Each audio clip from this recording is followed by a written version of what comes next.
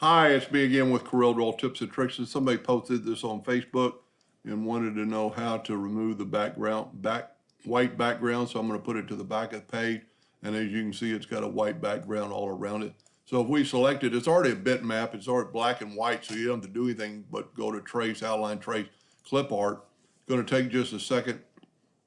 And you could use Find and Replace on this, but you don't really need to. And you can see that this time our trace copy came out on the bottom, so we can get rid of this. Now, what you need to do is find out how big this is. It's a little over 10 inches, so we'll set our nudge factor on 12. And I'm going to select it. I'm going to go to Object. I'm going to go to Group and ungroup it. And then I'm going to grab something black, and I'm going to nudge it over. And then I don't really need the yellow box anymore. Well, I do.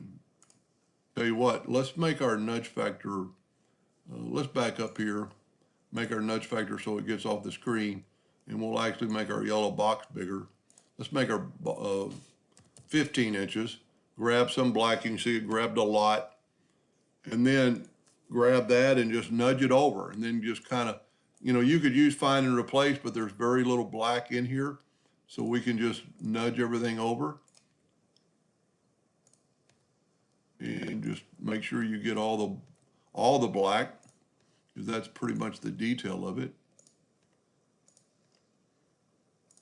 And voila, there you have it. It's a good, clean, vector traced item. Looks really good. Hope that helped them a little bit, and thank you for watching.